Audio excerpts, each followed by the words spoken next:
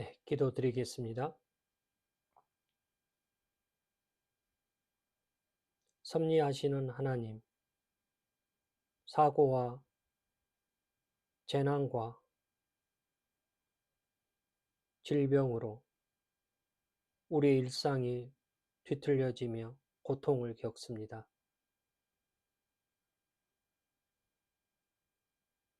새해가 밝아왔지만 지나온 걸음이 우리의 마음을 무겁게 하며 밝은 희망을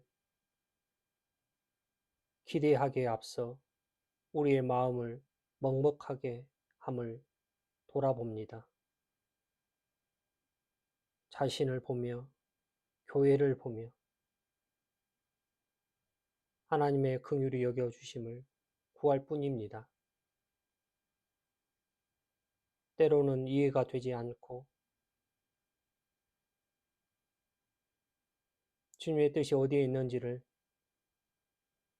마음으로부터 호소하며 하나님 앞에 엎드릴 뿐입니다. 항상 선하시며 공의를 드러내시는 하나님, 주의 일하심을 우리가 말씀을 통해 살피며 그 뜻을 찾으며 구하오니 우리의 눈과 귀를 열어 주옵소서.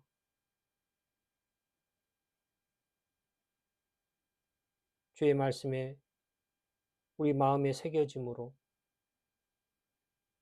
마음으로부터 순종함이 더하여지며 행함으로 열매를 맺게 하옵소서.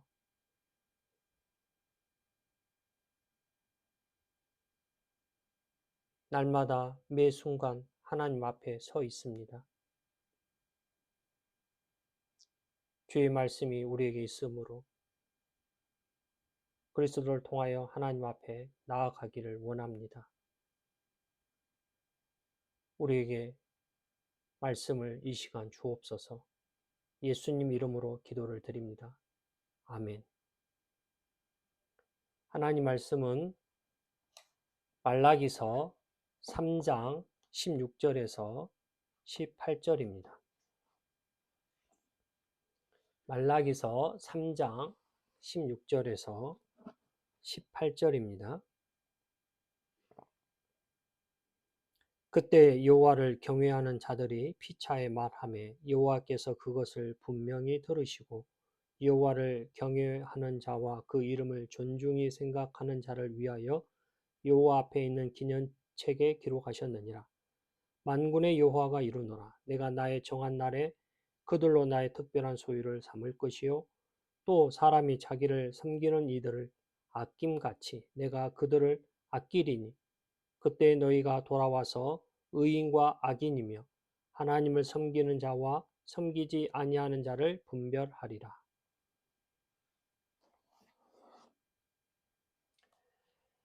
네. 말라기 선지자 시대에 이스라엘 백성들은 영광스러운 메시아 왕국이 속히 오리라고 믿습니다. 하지만 기대와 달리 힘든 생활이 이어지자 하나님이 계시는지 의심하기에 이릅니다. 여호와를 참되게 섬기는 의인이 고난받고 악인이 도리어 번영하는 현실을 보면서 그 의문은 더합니다. 하나님께 순종할 필요가 없다는 생각을 가집니다. 나아가 온갖 죄악을 행하며 완악한 말을 거침없이 내뱉음으로써 하나님께 따집니다. 그들은 하나님의 선민으로서 받은 바 은혜에 대한 보답과 책임은 잊은 지 오래입니다. 오히려 하나님을 섬기는 일에는 반드시 현실에 보상이 주어져야 한다는 잘못된 생각에 이릅니다. 결국 이스라엘은 세 가지 불평을 내고 있습니다. 2장 13절 우리가 무슨 말로 주를 대적하였나이까. 14절 만군의 여호와 앞에 그 명령을 지키며 슬프게 행하는 것이 무엇이 유익하리요? 3장 15절 악을 행하는 자가 창성하며 하나님을 시험하는 자가 화를 면한다며 따집니다. 이와 같이 불평을 토로하는 모습은 성경 다른 곳에서도 볼 수 있습니다. 하나님께서는 모세에게 광야에서 각 지파에서 한 명씩 족장을 선발하여 가나안 땅을 탐지하기 위해 보냅니다. 정탐꾼 10명은 우리는 능히 올라가서 그 백성을 치지 못하리라.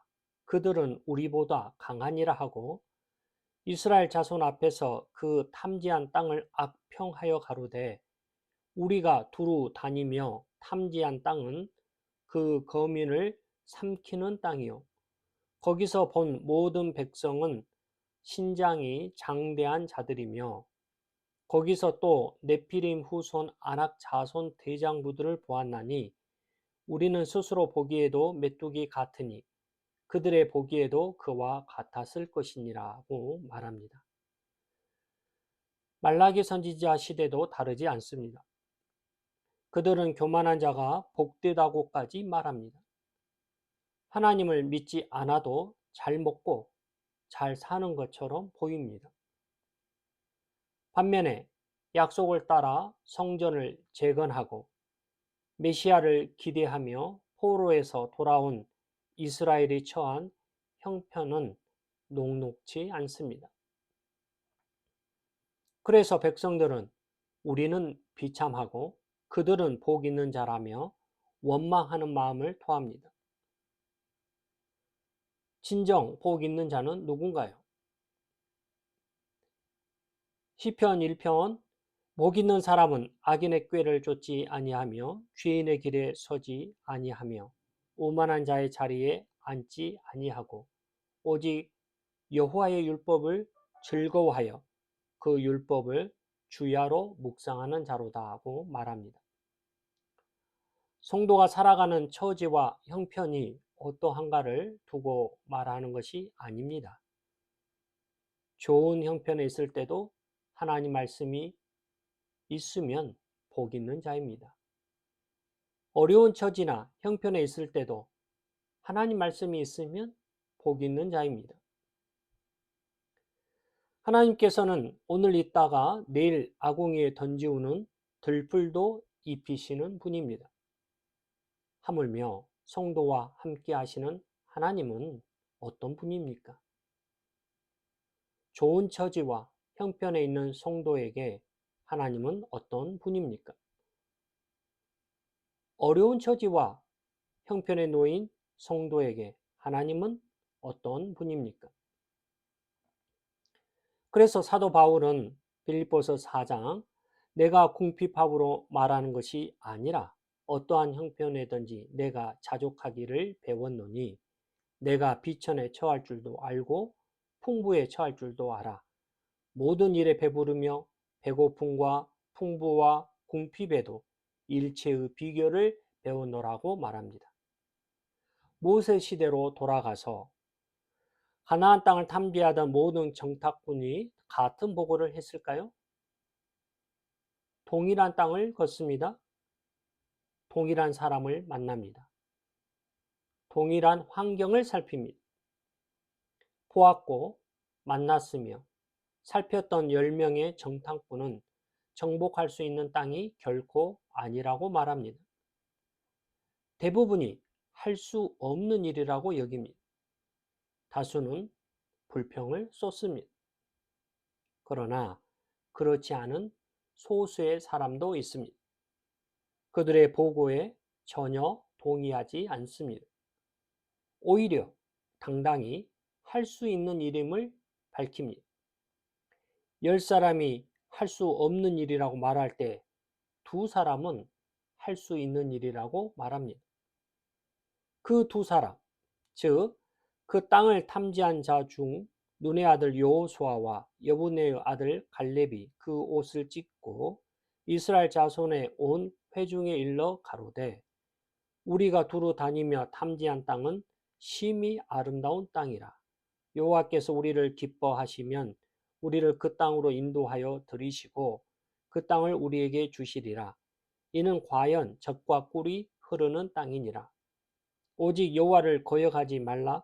또 그 땅 백성을 두려워하지 말라. 그들은 우리 밥이라. 그들의 보호자는 그들에게서 떠났고 여호와는 우리와 함께 하시느니라. 그들을 두려워 말라고 말합니다. 통일 왕국 이후 이스라엘이 남북으로 나뉠 때 주축을 이룬 남유다의 유다 지파 족장 갈렙과 북이스라엘의 에브라임 지파 족장 여호수아입니다. 이와 같이 서로 다른 보고를 하는 것처럼 말라기 시대에도 주류의 행동에 동참하지 않고 비주류의 소신을 밝히는 자들이 있습니다. 16절 말씀 함께 다시 읽습니다. 16절입니다. 그때 여호와를 경외하는 자들이 피차에 말하매 여호와께서 그것을 분명히 들으시고 여호와를 경외하는 자와 그 이름을 존중히 생각하는 자를 위하여 여호와 앞에 있는 기념책에 기록하셨느니라. 그때에는 언젠가요? 경건치 못한 이스라엘 백성들이 신앙적 회의에 젖어서 하나님 공의를 부정할 때입니다. 또한 그분의 약속에 대하여 불신하는 말을 마구 쏟아내고 있을 바로 그때입니다. 대부분의 사람들이 원망의 마음과 불평의 말을 쏟아낼 때에도 여호와를 경외하는 자들이 있습니다. 말씀이 왜곡되는 때에 선지자를 통한 하나님 책망을 듣고 깨우치는 자들이 있습니다. 신실하신 하나님을 멸시하는 때에 하나님을 존중히 여기는 자들이 있습니다. 불평하는 때에 피차 독려하며 하나님 약속을 여전히 말하는 자들이 있습니다. 그들의 말에 대하여 하나님은 어떤 반응을 보입니까? 첫째, 하나님께서는 듣습니다. 분명히 듣습니다. 사건 현장을 직접 목격하는 자가 진술하듯 하나님께서는 듣습니다. 그만큼 세세하게 살핍니다. 마치 그 누구도 말하는 자가 없음에도 모든 일을 아시는 분처럼 듣습니다. 그래서 숨겨질 수가 없습니다. 감쪽같이 속일 수도 없습니다. 모르지 않습니다. 하나님은 완악한 말로 대적하는 이스라엘 백성의 대화를 듣습니다. 또한 하나님은 여호와를 경외하는 자들이 피차에 하는 말을 듣습니다. 여기서 경외라는 말은 무서움이나 공포의 감정이 아닌 두려워하는 마음을 뜻합니다. 하나님의 주권과 영광을 느끼는 거룩한 두려움을 말합니다. 하나님의 주권과 위엄, 권세 앞에서 느끼는 거룩한 두려움을 말한 것입니다. 여기에는 하나님에 대한 사랑이 포함되어 있습니다. 하나님을 경외하는 신앙에서 두려움과 사랑은 공존합니다. 하나님을 경외하는 신자들의 대화 속에는 하나님에 대한 사랑과 존중이 있습니다. 왜 이스라엘 백성은 흠없는 온전한 제물을 하나님께 드리지 않습니까? 왜 온전한 11조를 하나님께 드리지 않습니까? 왜 완악한 말로 하나님과 싸웁니까? 그 이유는 하나입니다. 그들에게 하나님을 두려워하는 마음이 없어서 일어난 일입니다. 두려워하는 마음이 없는 사람은 방종할 수밖에 없습니다. 하나님을 경외하는 마음, 하나님을 두려워하는 마음은 이스라엘 백성의 신앙을 뒷받침하는 강력한 힘입니다. 그들이 하나님을 두려워할 때는 별 문제가 없습니다. 그러나 하나님을 두려워하는 마음이 사라질 때 신앙이 나태하고 영적인 타락에 이릅니다.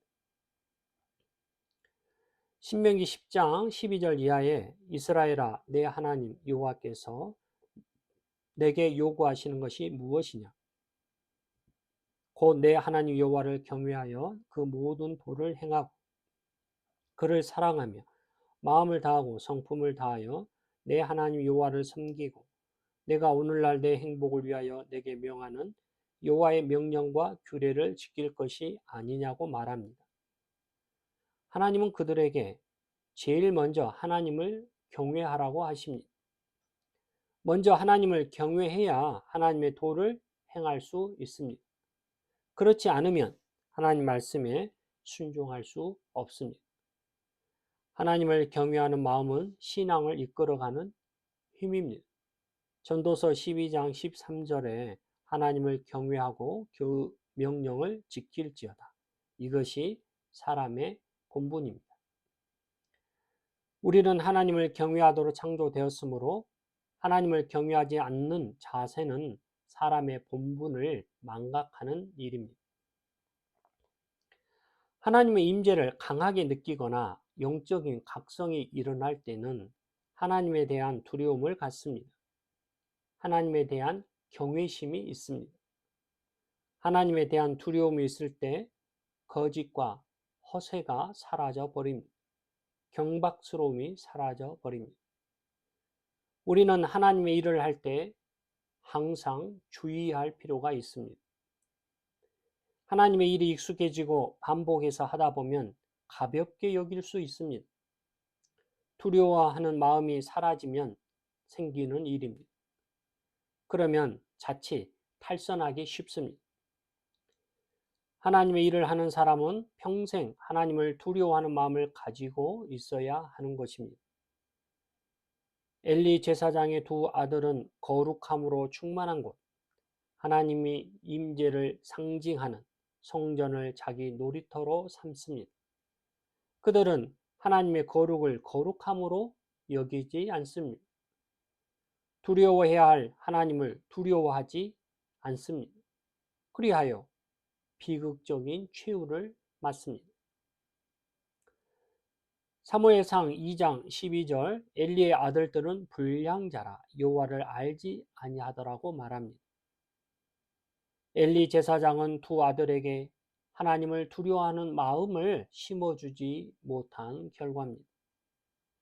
하나님을 알지 못하면 하나님께 대하여 함부로 행합니다. 그래서 악인들은 하나님을 두려워하지 않습니다. 하나님을 경외하는 사람은 어떻게 살아가야 합니까? 항상 하나님을 의식하며 살아가야 합니다. 하나님은 우리가 무엇을 하든지 보고 계십니다. 우리는 항상 이것을 기억해야 합니다. 하나님은 처음부터 끝까지 다 지켜보고 계십니다. 하나님은 우리가 말하는 것을 듣고 계십니다. 우리가 무슨 말을 하든 소곤소곤 이야기하든 다른 사람을 비난하든 원망하든 듣고 계십니다. 하나님은 내 머릿속에 스쳐 지나가는 생각까지도 다 헤아려 보십니다. 다윗과 밧세바 사이에 일어난 일을 살핍니다. 이 사건은 은밀하게 자행된 일입니다. 다윗은 자신의 권력을 이용해 죄의 흔적을 말끔히 지웁니다. 죄의 증거를 다 지웠다고 생각하여 아무 일도 없었던 것처럼 행동을 취합니다. 어느덧 시간이 지납니다. 그러나 하나님은 이 모든 일을 다 지켜보고 계십니다. 어느 날 나단 선지자가 다윗을 찾습니다. 다윗이 하나님의 눈을 가리지 못합니다. 하나님의 눈을 가리는 것은 불가능한 일입니다. 하나님의 눈을 가리려는 다윗의 예씀도 하나님의 예리한 눈을 피하지 못합니다. 하나님을 의식하며 사는 게 신앙의 핵입니다. 이것을 놓치면 외식주의자가 될 수 있습니다. 외식하는 자처럼 위선적으로 행합니다. 사람을 먼저 의식하는 순간 위선자가 될 수 있습니다. 우리 역시 위선을 피하기가 쉽지 않습니다. 그래서 예수님은 산상설교에서 내 구제함이 은밀하게 하라. 너는 기도할 때에 은밀한 중에 계신 내 아버지께 기도하라. 금식하는 자로 은밀한 중에 계신 내 아버지께 보이라고 말합니다.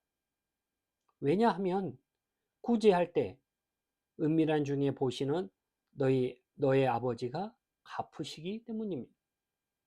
기도할 때 은밀한 중에 보시는 내 아버지께서 갚으시기 때문입니다.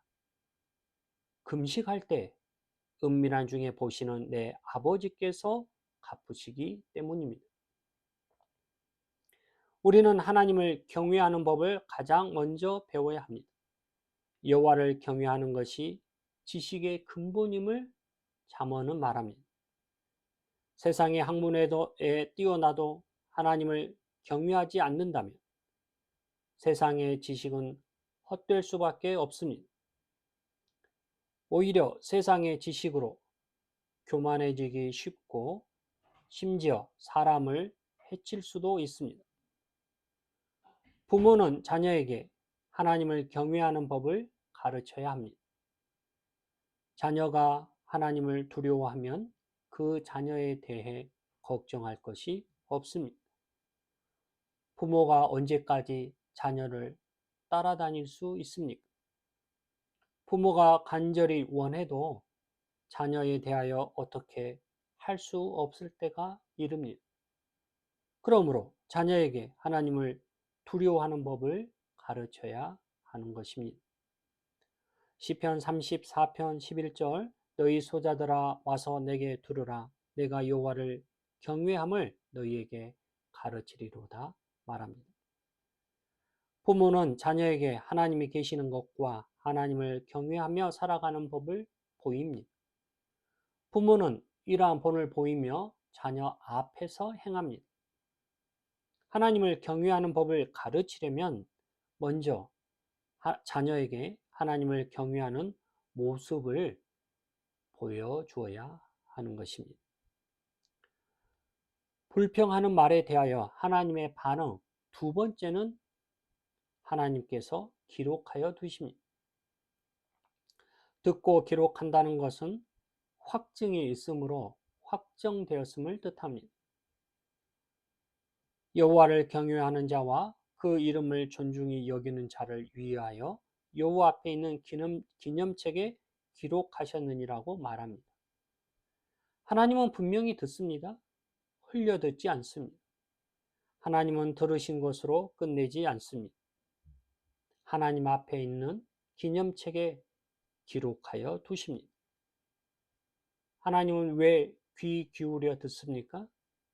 하나님은 심판주이시므로 판단의 근거로서 귀 기울여 듣습니다. 하나님은 정확한 분입니다. 세상의 법정도 대충 판단하지 않는데 하나님의 법정은 어떨까요? 하나님이 그분을 경외하는 자와 하나님의 이름을 존중히 여기는 자를 위해 기념책에 기록하신 이유는 무엇입니까? 17절 말씀 함께 읽습니다. 17절입니다. 만군의 여호와가 이르노라 내가 나의 정한 날에 그들로 나의 특별한 소유를 삼을 것이요 또 사람이 자기를 섬기는 아들을 아낌같이 내가 그들을 아끼리니 그들에게 복을 주시기 위함입니다. 하나님을 경외하는 자에게 베푸시는 복이 무엇입니까? 하나님은 하나님을 경외하는 사람을 나의 특별한 소유로 삼습니다. 여기서 특별한 소유는 기업, 보호배 등으로 쓰입니다. 성도는 하나님께서 친히 택하셔서 자기 백성으로 삼으시고 보배로운 소유로 아끼는 자입니다. 이는 아무에게나 사용하는 말이 아닙니다. 보배는 아주 귀하게 여기는 대상을 특정할 때 쓰입니다. 하나님은 우리에게 너희는 나의 특별한 보배다 라고 말합니다. 이스라엘은 하나님께 그런 자입니다. 하나님은 이스라엘을 특별한 소유로 여깁니다. 그리고 모든 민족 가운데 뛰어난 민족으로 삼습니다. 세계가 다 내게 속하였나니 너희가 내 말을 잘 듣고 내 언약을 지키면 너희는 열국 중에서 내 소유가 되겠고 너희가 내게 대하여 제사장 나라가 되며 거룩한 백성이 되리라. 출애굽기 19장 5절 이하에 말씀하고 있습니다. 하나님의 소유가 된다는 말은 하나님이 특별히 보호하신다는 뜻입니다. 우리가 하나님을 경외하고 존중하면 하나님은 우리를 특별한 사랑으로 대합니다. 우리가 헤아리지 못할 만큼 주십니다. 주를 두려워하는 자를 위하여 쌓아두신 은혜는 이루 말할 수 없습니다. 시편 31편 19절 주를 두려워하는 자를 위하여 쌓아두신 은혜 곧 인생 앞에서 주께 피하는 자를 위하여 베푸신 은혜가 어찌 그리 큰지요. 또한 여호와를 경외하며 그 도에 행하는 자마다 복이 있다고 시편 128편 1절에 노래합니다. 따라서 하나님을 두려워하는 마음을 잃지 않고 사는 것 자체가 복입니다. 이미 하나님께서 쌓아두신 은혜를 누리는 일입니다. 여기에서 아끼다는 말은 절약하다, 남겨두다, 자비를 베풀다, 용서하다의 뜻입니다. 하나님의 특별한 소유가 된 성도는 심판의 날이 되어도 멸망을 당하지 않습니다. 하나님의 특별한 소유가 된 성도는 인자하신 하나님을 누립니다. 시편 103편 10절 이하 우리의 죄를 따라 처치하지 아니하시며 우리의 죄악을 따라 갚지 아니하셨으니 이는 하늘이 땅에서 높음같이 그를 경외하는 자에게 그 인자하심이 크심이로다 말합니다. 하나님의 특별한 소유가 된 성도는 하나님 불쌍히 여김을 받습니다. 시편 103편 12절 이하에 동이 서에서 먼 것 같이 우리 죄과를 우리에게서 멀리 옮기셨으며 아비가 자식을 불쌍히 여김 같이 여호와께서 자기를 경외하는 자를 불쌍히 여기시나니 라고 말합니다. 18절 말씀 함께 읽습니다. 18절입니다. 그때 너희가 돌아와서 의인과 악인이며 하나님을 섬기는 자와 섬기지 아니하는 자를 분별하리라. 때가 되면 보는 것이 있습니다. 하나님이 분별하시는 그 날이 반드시 옵니다. 하나님은 의인과 악인을 분별하십니다. 하나님을 진정 섬기는 자와 섬기지 않는 자를 분별하십니다. 하나님을 경외하는 자와 경외하지 않는 자를 분별하십니다. 우리가 하나님을 두려워하는 것은 그분의 심판과 연결됩니다. 언젠가 우리는 하나님의 심판대 앞에 섭니다. 그러므로 하나님의 심판을 의식하고 사는 사람은 하나님을 두려워할 수밖에 없습니다. 마태복음 25장 32절 이하에 모든 민족을 그 앞에 모으고 각각 분별하기를 목자가 양과 염소를 분별하는 것 같이 하여 양은 그 오른편에 염소는 왼편에 두리라. 그때 임금이 그 오른편에 있는 자들에게 이르시되 내 아버지께 복받을 자들이여 나와 창세로부터 너희를 위하여 예비된 나라를 상속하라고 말합니다. 심판 날에는 중립지대가 없습니다. 경계선에 어정쩡하게 서 있지 않습니다. 둘 사이에서 머뭇거려서는 안 됩니다. 어느 쪽이든 갈라섭니다. 그때가 되면 하나님께서 우리가 특별한 소유임을 드러내심으로 위로를 주십니다. 하나님께로 돌이켜서 하나님을 경외하는 편에 서게 하사 위로를 주십니다. 하나님께서 장세전에 그리스도 안에서 우리를 택하신 자임을 밝히심으로 우리에게 위로를 주십니다. 우리로 사랑 안에서 거룩하고 흠이 없게 하심으로 위로를 주십니다. 여호수아는 자신에게 주어진 사명을 다한 후에 백성들 앞에서 고별 설교를 전합니다. 여호수아 24장 14절 이하 그러므로 이제는 여호와를 경외하며 성실과 진정으로 그를 섬길 것이라. 너희의 열조가 강 저편과 예굽에서 섬기던 신들을 제하여 버리고 여호와만 섬기라. 만일 여호와를 섬기는 것이 너희에게 좋지 않게 보이거든 너희 열조가 강 저편에서 섬기던 신이든지 혹 너희의 거하는 땅 아모리 사람의 신이든지 너희 섬길 자를 오늘날 택하라. 오직 나와 내 집은 여호와를 섬기겠노라고 말합니다. 이것은 여호수아의 교리가 담긴 고백적인 설교입니다. 여호수아는 자기 삶을 마무리하면서 왜 이런 말씀을 전할까요? 이것을 통해서 당시 이스라엘의 영적 분위기를 알 수 있습니다. 이스라엘은 점점 하나님에게서 멀어져 갔습니다. 이미 배교의 시대가 시작된 것입니다. 어둡고 불길한 징조가 이스라엘 위를 덮습니다. 당시 이스라엘 백성은 가나안의 음란한 문화에 젖어 갈 길을 잃습니다. 작은 죄의 유혹을 허용하면 거기서 문제가 연쇄적으로 일어납니다. 오늘날 신자들이 이 정도는 괜찮다고 생각하지만 작은 것을 통해 밀고 들어오는 죄의 영향력은 너무 강합니다. 탐욕과 허영, 성적 일탈, 가정의 붕괴가 점점 가속화되고 있습니다. 이 모든 것이 어디에서 비롯하여 일어난 일일까요?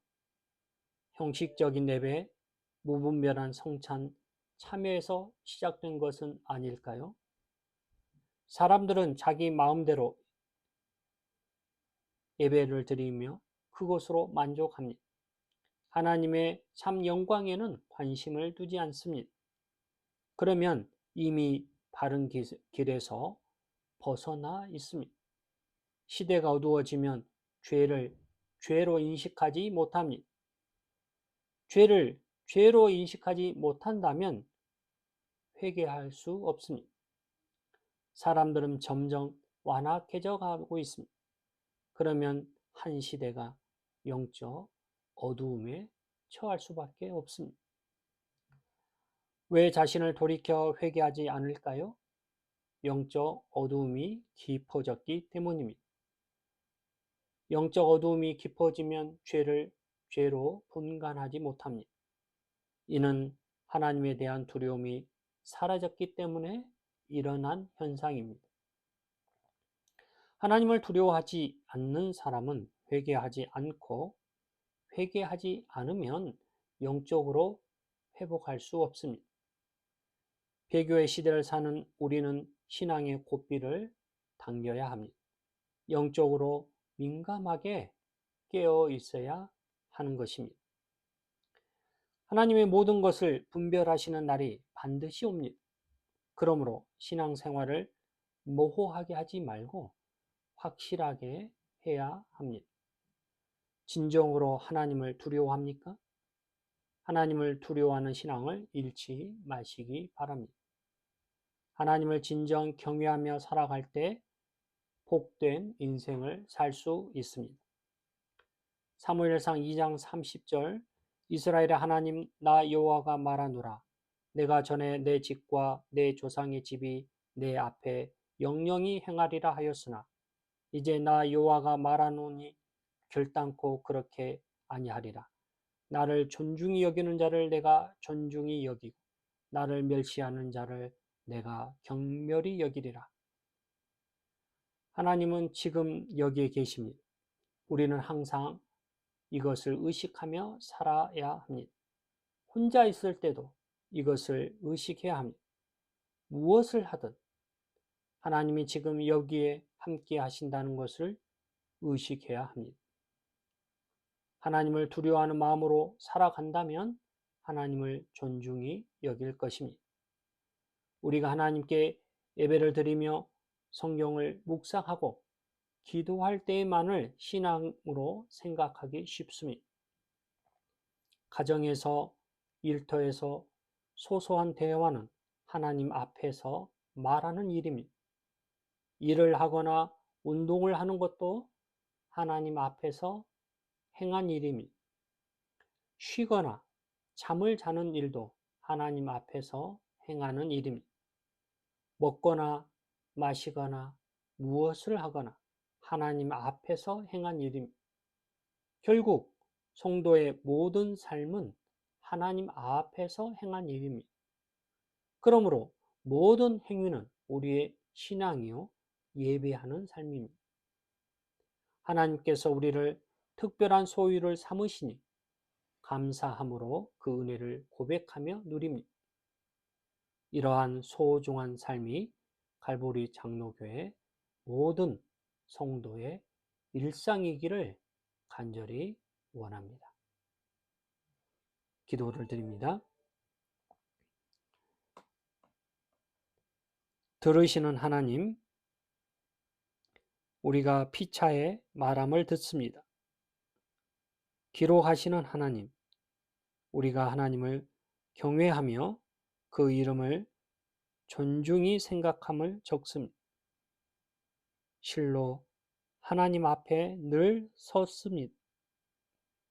때론 우리는 이 사실을 잊어버리고 은밀히 행합니다.